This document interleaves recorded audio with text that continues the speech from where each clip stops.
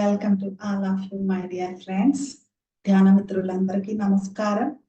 ఆది గురువు బ్రహ్మర్షి పత్రిజీకి నమస్కారం. డియర్ ఫ్రెండ్స్, ఈ రోజు మనం మరొక ఎపిసోడ్ లో ప్రవేశించాము. మరొక చాప్టర్ తెలుసుకోబోతున్నాము. మిర్దాద్ అనే మహాగ్రంథం నుండి. నేను మీకు ముందే చెప్పాను, మిర్దాద్ గ్రంథంలో A to Z ప్రతి అక్షరంలోని ప్రతి అణువులోనూ ప్రతి చుక్కలోనూ ఆది గురువు పత్రిజీ కనిపిస్తారు మనకి. ఎందుకంటే ఏ గురువు అయినా సరే ఎన్ని విధాలుగా చెప్పారో వాటన్నింటినీ కూడా మన ముందు ఆచరించి చూపించినటువంటి మహాగురువు ఆది గురువు పత్రిజీ. కాబట్టి ఆయన చెప్పిన దాన్ని మనం తూచా తప్పకుండా మనం స్వీకరించగలుగుతున్నాము. మనల్ని మనం మార్చుకోవడానికి సిద్ధపడగలుగుతున్నాం ఫ్రెండ్స్.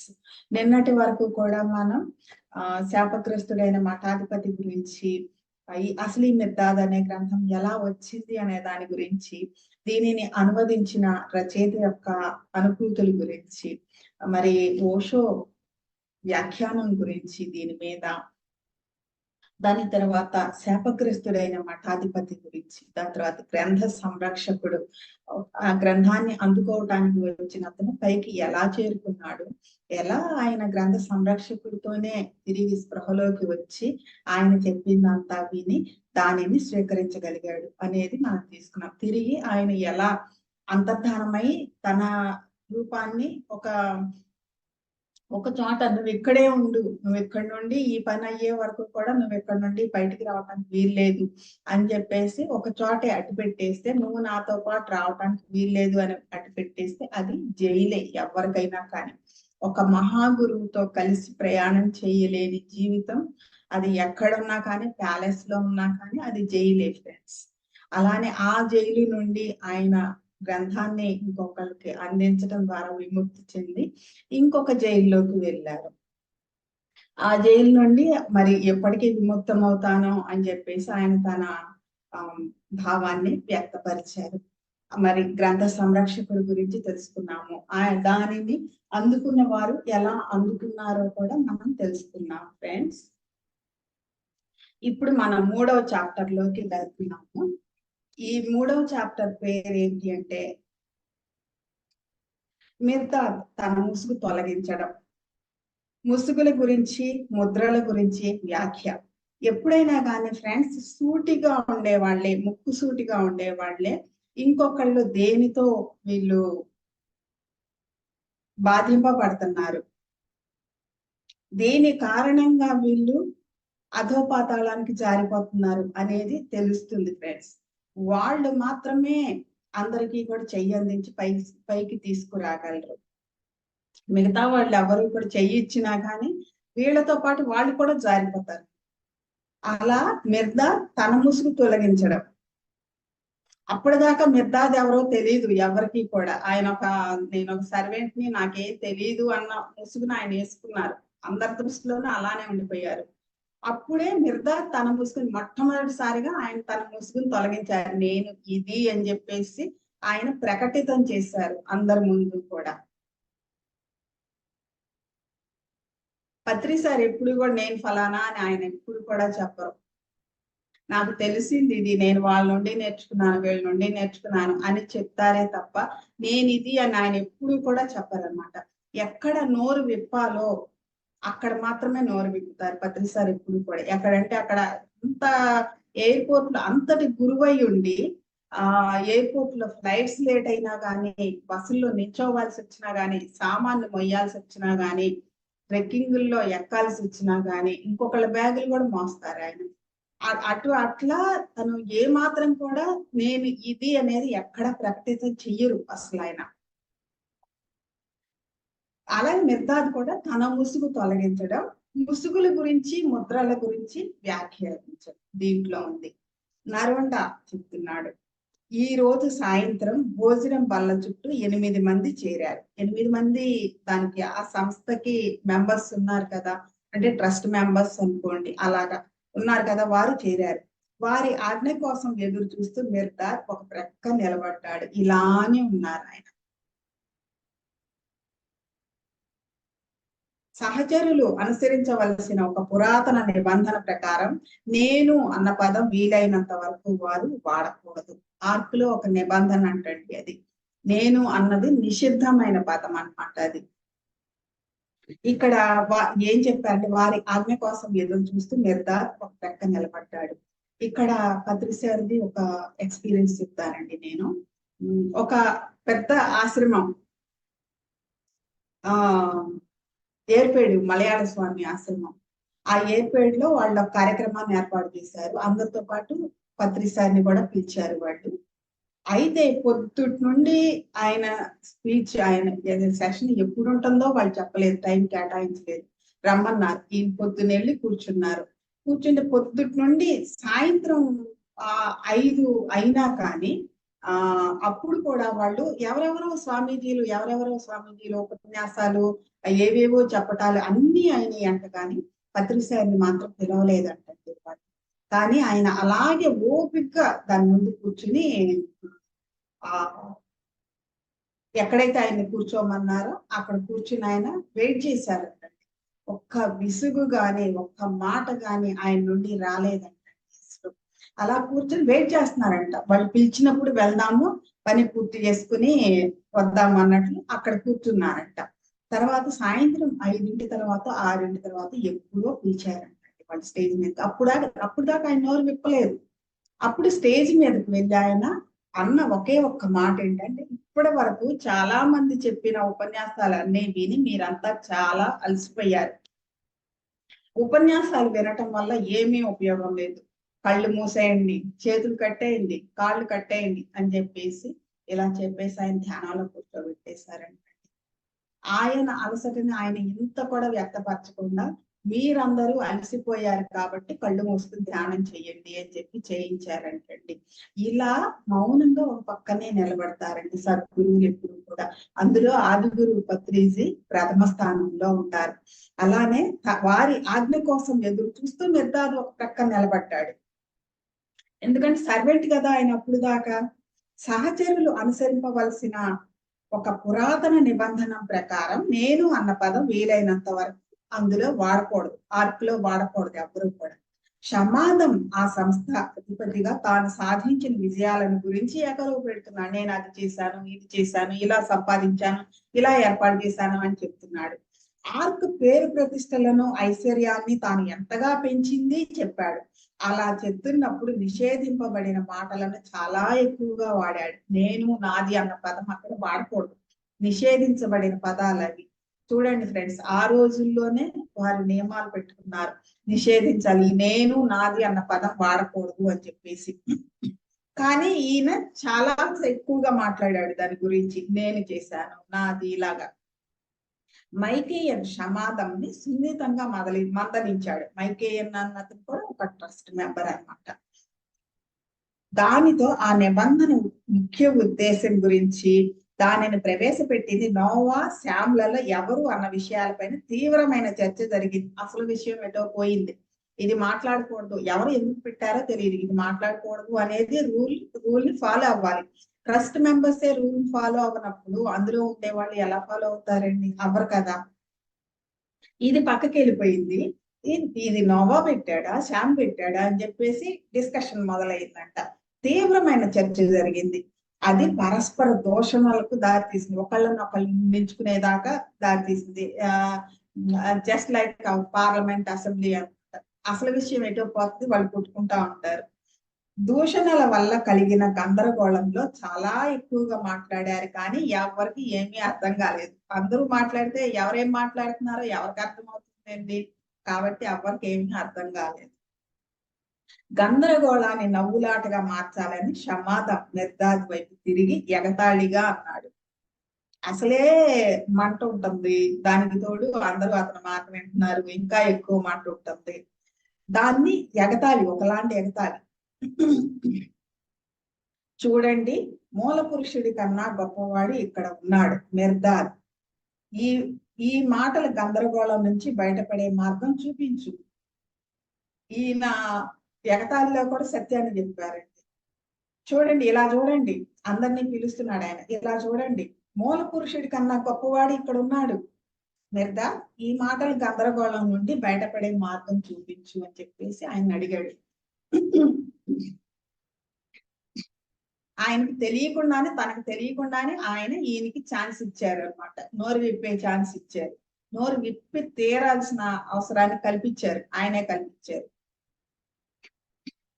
అందరి కళ్ళు మిర్దాద్ వైపు తిరిగాయి. 7 సంవత్సరాలలో మొదటిసారి అతడు నోరు విప్పి మాట్లాడటం మాకు చాలా చాలా ఆశ్చర్యం కలిగించింది. అంటే ఇతను కూడా మాట్లాడగలడా అని చెప్పేసి ఆశ్చర్యం వేసింది వాళ్ళకి. మిర్దాద్ చెప్తున్నాడు, ఆర్క్ సహచరులారా, క్షమాదం కోర్కె ఎగతాళిగా ఉన్నప్పటికీ అనుకోకుండా మిర్దాద్ నిర్ణయాన్ని ముందే తెలియచెప్పింది. అంటే మిర్దాద్ ఆల్రెడీ డిసైడ్ అయ్యాడు.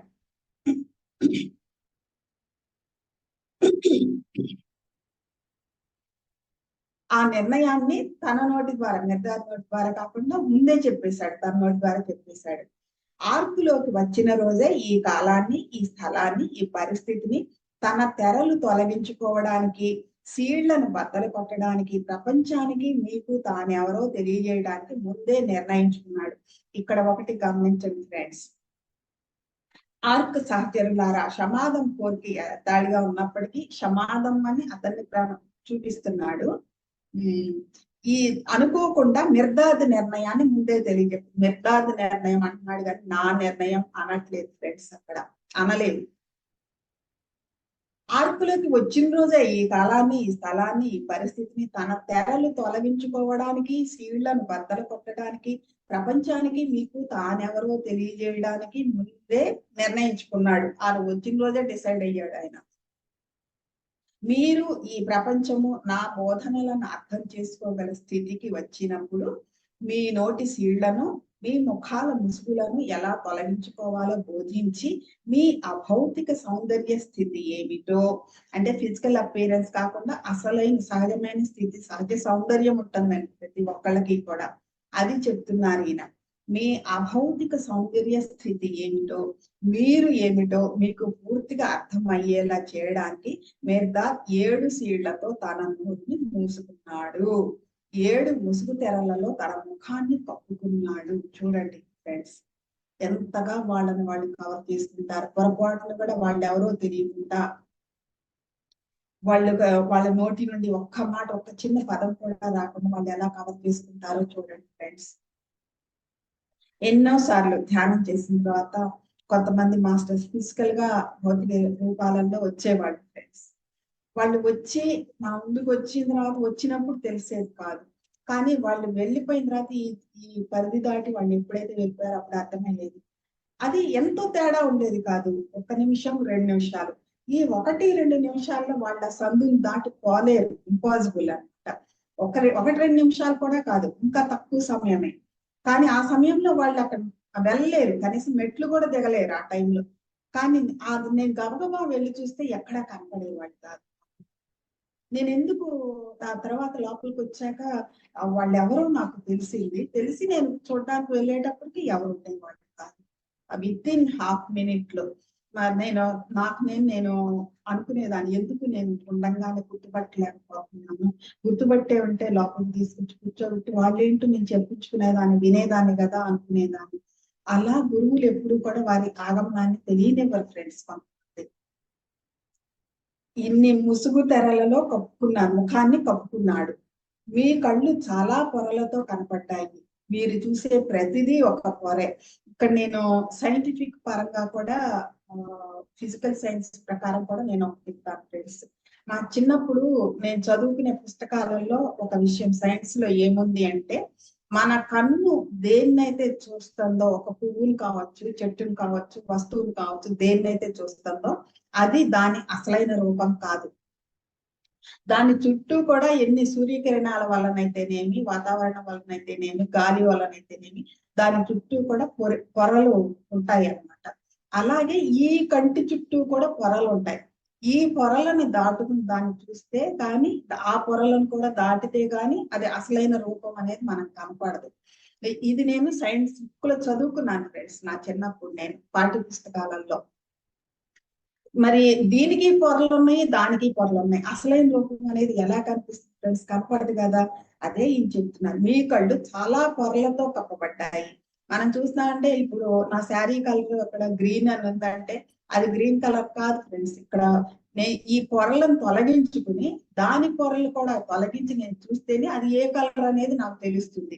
ఇలా ఉంటాయి ఫ్రెండ్స్. దాని ఒరిజినల్ కలర్ ఏంటి, దాని ఒరిజినల్ ఆ స్థితి ఏంటి, అంటే మెత్తగా ఉందా ఎట్లా ఉంది అనేది నాకు తెలియదు ఫ్రెండ్స్, తొలగిస్తేనే కానీ. ఇది చెప్తున్నారు ఆయన. మీ కళ్ళు చాలా పొరలతో కప్పబడ్డాయి, మీరు చూసే ప్రతిదీ ఒక పొరే. ఒక మనిషి గురించి మనం అనుకుంటున్నాం ఫ్రెండ్స్. అక్కడ పొరలు ఉన్నాయి, ఇక్కడ పొరలు ఉన్నాయి. ఆ పొరలే అభిప్రాయాలు ఫ్రెండ్స్. వీటితో మనం ఆ అభిప్రాయాన్ని మనం తొలగించుకోనంత వరకు, ఆ జడ్జిమెంట్ మనం చేయకుండా ఉండేంత వరకు మనకి అసలైన స్థితి ఏదో, అసలైన వాళ్ళు అసలు ఏంటో, ఒరిజినాలిటీ ఏంటో మనకి తెలియదు ఫ్రెండ్స్.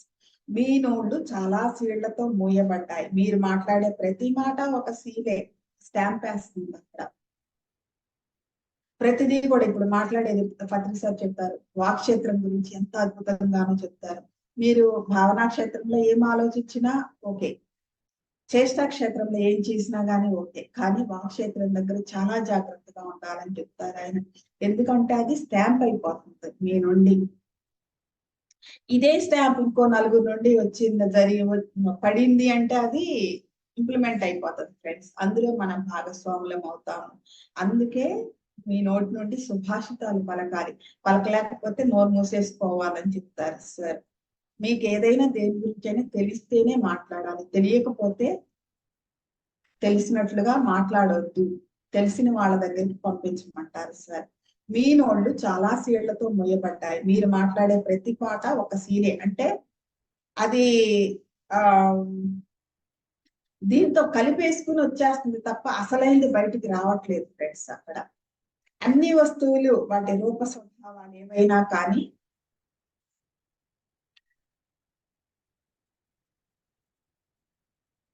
అన్ని తెరలే, పొత్తిగుడ్డలే. వాటితో జీవితం చుట్టబడుతుంది, కప్పబడుతుంది. ఒక తెర, ఒక పొత్తిగుడ్డ అయిన మీ కన్ను మరిన్ని పొత్తిగుడ్డల దగ్గరకు, వారిని తెరల దగ్గరకు కాక ఇంకెక్కడికి నడిపిస్తుంది? మీ కన్నే ఒక తెర, ఒక పొత్తిగుడ్డలు అంత చుట్టబడి ఉంది. మరి ఇంకొన్ని పొత్తిగుడ్డల దగ్గరే కాక ఒరిజినాలిటీ దగ్గరికి ఎలా తీసుకెళ్తుంది కదా. ఇంకెక్కడికి తీసుకెళ్తుంది, ఇంకెక్కడికి తీసుకుని వెళ్తుంది, ఇంకెక్కడికి నడిపిస్తుంది అని అడుగుతున్నారు ఆయన. మాటలు ఇవి అక్షరాలతో బంధింపబడలేదా, అక్షరాలలో బంధింపబడలేదా? ఒక సీలు అయిన మీ నోరు వారి సీళ్ల గురించి తప్ప వేరే దేని గురించి మాట్లాడగలదు? నీ నోరే ఒక సీలు. అంటే మూసేసి అంత అసలైంది చెప్పకుండా వేరే దాన్ని, నువ్వు అనుకున్న దాన్ని, నీ అభిప్రాయాన్ని నీ ఇష్టంతో కలుపుకున్నది బయటకు వస్తుంది. ఒక సీలు అయిన నీ నోరు వారి సీళ్ల గురించి తప్ప వేరే దేని గురించి మాట్లాడగలదు? మాట్లాడలేదు కదా, ఎందుకంటే ఇది సీలు కాబట్టి. కన్ను ముసుగు కప్పగలదు, అంతేకాని ముసుగులోనికి చొచ్చుకొని పోలేదు. రామచంద్ర, నోరు సీలు వేయగలదు కానీ సీళ్లను బద్దలు కొట్టలేదు. ఆ రెండింటి నుంచి వేరే ఇంకేమీ ఆపేక్షించవద్దు, కన్ను నుండి గాని నోరు గాని. అంటే ఈ పొరలలో కప్పబడి ఉన్నటువంటి కంటి నుండి గాని, సీళ్లతో నిండి ఉన్నటువంటి నోటి నుండి కానీ వేరే ఇంకేమీ కూడా ఎక్స్పెక్ట్ చేయొద్దు. శరీరం చేసే పనిలో వాటికి వచ్చిన భాగం అది, నోటికి కంటికి వచ్చిన భాగం అదనమాట. వాటి పనులను అవి సరిగ్గా చేస్తున్నాయి. ముసుగు వేసుకుని, సీళ్లు వేసుకుని తెరల మాటున సీళ్ల వెనక ఏముందో వచ్చి చూడమని మిమ్మల్ని ఎలుగెత్తి పిలుస్తున్నాయి. వాటి పని అవి చేస్తానే ఉన్నాయి ఫ్రెండ్స్. ఈ ముసుగులు వెనక ఏముందో చూడండి, అసలైంది చూడండి. మరి అసలైంది ఏదైతే ఉందో దాన్ని ఎప్పుడైతే చూస్తున్నారో, ఈ సీళ్లను బద్దలు గుట్టి, అసలైంది సీళ్లను బద్దలు గుట్టి మాట్లాడండి అని ఎలుగెత్తి పిలుస్తున్నాయి. తెరలలోకి చుచ్చుకుపోవాలంటే కనురెప్ప వెంట్రుకలతో, రెప్పలతో, బొమ్మలతో మోయబడే కన్ను కాక వేరే కన్ను కావాలి. మన కళ్ళు ఇన్నిటితో మొయ్యబడి ఉంటాయండి. కనురెప్ప వెంట్రుకలతో, రెప్పలతో, బొమ్మలతో, అంటే కళ్ళు చూసే భౌతికంగా ఏదైతే చూస్తున్నాయో ఆ బొమ్మలు అనమాట. అంతా ఈ ప్రపంచం అంతా బొమ్మలాటే అని తత్వవేత్తలు అందరూ చెప్పారు కదండి. ఆ బొమ్మలతో మూయబడే కన్ను కాక వేరే కన్ను కావాలి. సీళ్లను పగలగొట్టాలంటే మీ ముక్కు క్రింద ఉన్న నోరు కాక వేరే నోరు ఒకటి అవసరం. మిగిలిన వాటినన్నింటినీ మీరు సరిగ్గా చూడాలనుకుంటే ముందు కంటిని సరిగ్గా చూడాలి. కంటితో కాక కంటిలో నుంచి మీరు చూస్తే దాని వెనక ఉన్న వాటిని అన్నింటినీ చూడగలరు.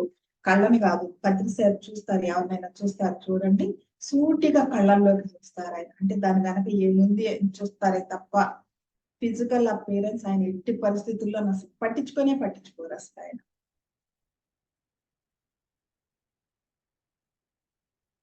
మిగిలిన వాటినన్నిటినీ మీరు సరిగ్గా చూడాలనుకుంటే ముందు కంటిని సరిగ్గా చూడాలి.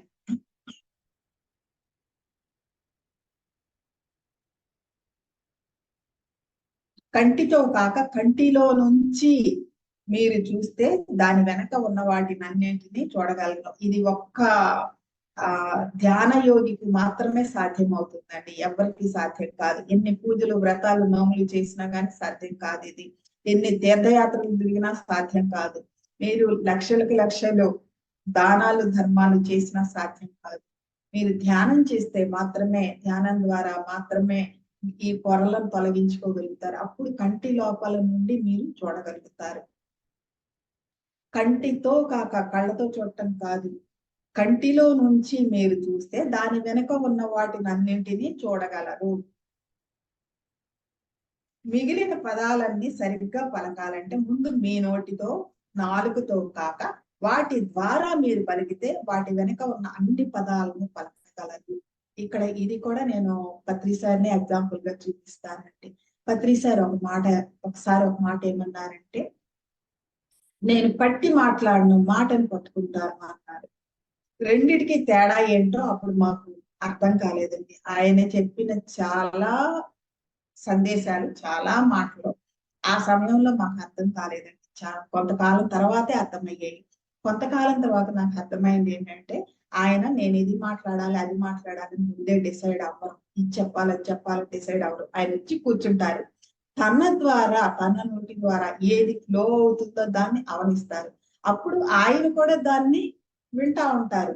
మాటని పట్టుకుంటారు, అంటే తన నుండి ఏ మాట వస్తుంది, ఏ సత్యవాక్ వస్తుంది అనేది దానిని పట్టుకుంటారు. అది ఆయన చెప్పారు. ఆయన పట్టి మాట్లాడు అంటే ఇది మాట్లాడాలి, డిసైడ్ అయ్యి స్క్రిప్ట్ రాసుకుని మాట్లాడరు. మాటని పట్టుకుంటారు, అంటే ఏదైతే ఫ్లో అవుతుందో దానంతట అదిగా ఏదైతే ఫ్లో అవుతుందో దాన్ని పట్టుకుంటారు ఆయన.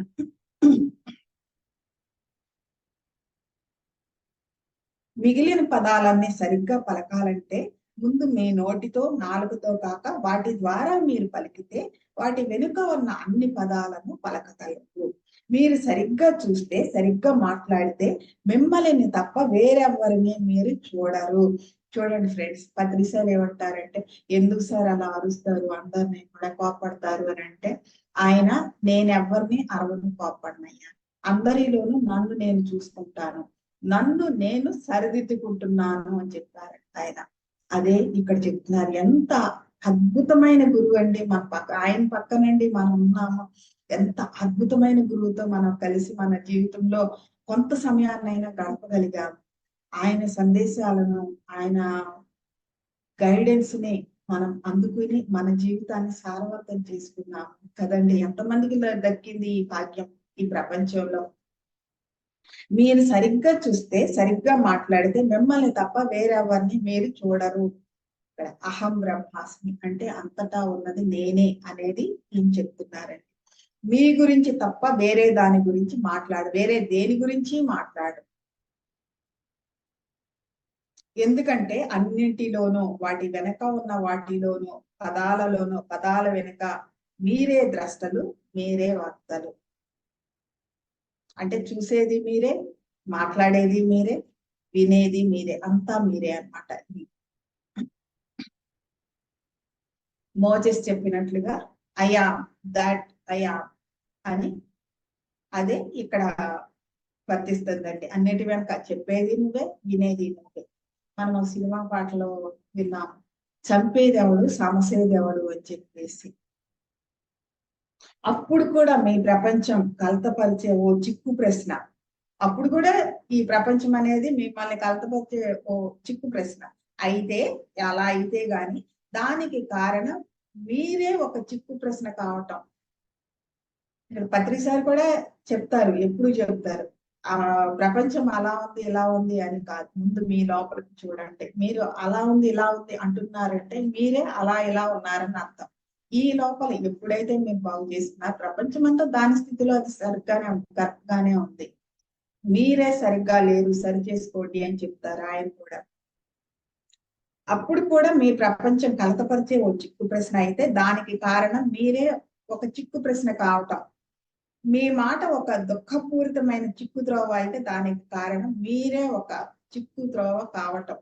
అంటే మనకే కన్ఫ్యూజన్ గా ఉందన్నమాట అది. అందుకని మన ఆ కన్ఫ్యూజన్ దుఃఖంతో కూడిన మాటను మనం బయటికి తీసుకొస్తున్నాం. ఉన్న వాటిని ఉన్నట్లుగానే వదిలేయాలి, వాటిని మార్చడానికి ప్రయత్నించవద్దు. ఇది పత్రిక ఎప్పుడు చెప్తారు. మీరు అలా ఎందుకుంటారో అందుకే అవి వాటిలా ఉంటాయి. నువ్వు ఇలా ఎందుకున్నావు, నువ్వు మారవా అని ఎవరైనా అడిగితే ఏం చెప్తాం మనం? మనకి ఎంత రోషం పుడుచుకొస్తుంది అసలు. నన్ను అంటాడా, నన్ను మారమంటాడా, నేను సరిగ్గా లేనంటాడా అని చెప్పేసి. అలాగే నువ్వు ఎలా అంటున్నావో అవి కూడా అలానే అంటున్నాయి అనమాట. మీరు అలా ఎందుకుంటారో అందుకే అవి వాటిలా ఉంటాయి, వాటి స్థితిలో అవి ఉంటాయి. మన స్థితిలో మనం ఉన్నట్లు వాటి స్థితిలో అవి ఉంటాయి. మీరే వాటికి చూపు మాట ఇస్తారు. అవి తమంతట తాముగా చూడవు, మాట్లాడవు. మన జోలికి ఎందుకు వస్తారు చెప్పండి, మనం వాటి వైపు చూడకపోతే. అవి నిష్ఠూరంగా మాట్లాడితే మీరు ఏమన్నారో ఆలోచించుకోండి. చూడండి ఫ్రెండ్స్, ఎప్పుడు కూడా మనల్ని మనమే అబ్జర్వ్ చేసుకుంటా ఉండాలన్నమాట. పత్రిసారి ఒక కొటేషన్ చెప్పారండి, అద్భుతమైన కొటేషన్. నా జీవితంలో ఇది 100% నేను ఆ విషయంలో సక్సెస్ అయ్యానండి. The observer changes the observed. మనం ఏం చేయక్కర్లేదు, జస్ట్ అబ్జర్వ్ చేస్తుంటే అది మారిపోతా ఉంటుంది అనమాట. అన్నెసరీ ఇవన్నీ పోతా ఉంటాయి.